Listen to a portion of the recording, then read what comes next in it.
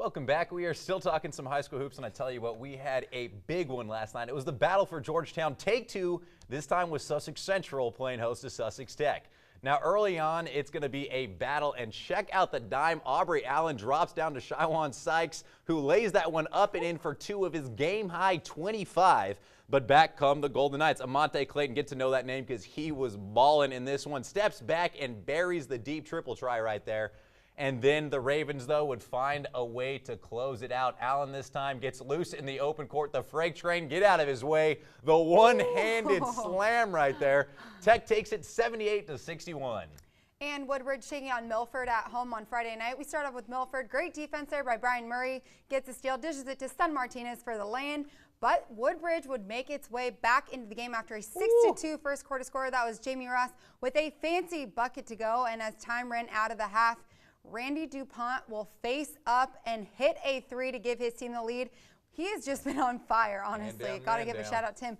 But it would be all Milford from there. Henry Nesmith will cut through the middle, and he will finish with the left-handed lay-in. Milford gets the big road win, 48-43. Yeah, that was a huge road win. Well, Seaford was hosting Lake Forest yesterday, and early on in this one, the Blue Jays would grab the lead after C.J. Fair gets the steal and finds Raheem Smith, who takes it all the way in for the hoop, plus the harm. He had 23 in this one. Spartans term, William Colum Trader right there, pulls up on the wing, knocks down the long ball. It was close, but Seaford would pull this one out, time running down in the half, and Jared Hopkins pulls up, buries it. He's going to run to the parking lot, and why not, because the Blue Jays never look back from there. They take it 78-71 the final. And Queen Anne's was taking home Kent County, and that was a heated game. We're going to go straight to the fourth. Marquand Green carries it up himself to open court. He's so Takes good. it straight to the rim. He had 20 points and 10 assists on the night.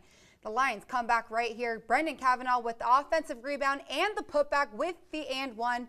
But Kent County would put it away. Manuel Camper goes to work at court or half court, breaks through traffic, gets the lay-in. Kent County wins 74-70 the final.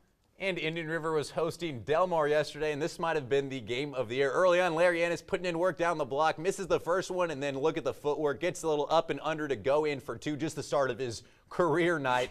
A few plays later for the Indians, they start a run. Keontae Sturgis comes up with a steal. He's going to miss the lay-in, but his man Kewan Major is there for the layup. 2 of his 33, but Ennis was cooking. Connects here from beyond the arc for 3 of his 44 points. He also had 20 rebounds and 6 assists. That is in one game. Delmar pulls out a triple OT win, 95-91, and wow. I mean, what a week. It has just completely torn apart my power rankings. Oh, completely. I feel like we say the same thing every week, but there were some big matchups this week. Y-High took down Poco. Washington fell to Bennett, and just those are just to name a few, but this is what keeps our power rankings going so strong. Trey Miles is standing by. What do your power rankings look like this week?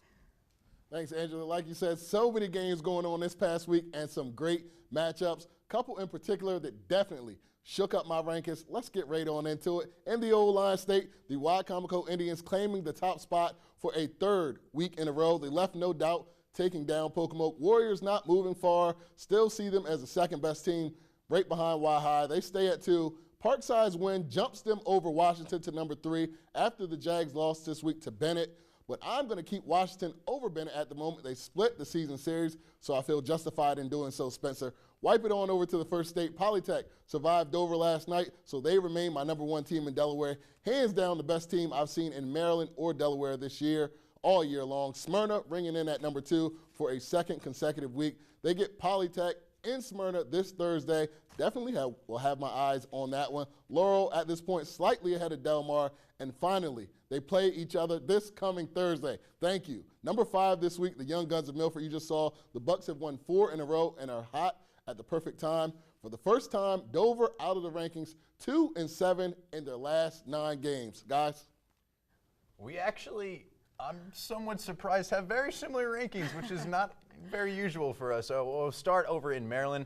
I got Y-High 1 clearly, Parkside 2, Pocomoke. I still have right there at 3, and then Washington just ahead of Bennett. I think you look at the matchup they both have had, both matchups. Totally. Washington has looked a little bit better.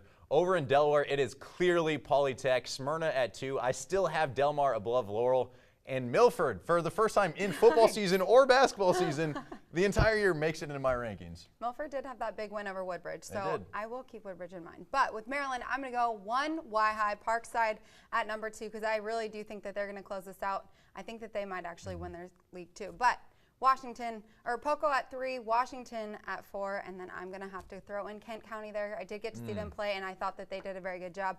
Polytech going to Delaware. Polytech at 1. Smyrna. I mean, how do you not have both of them there?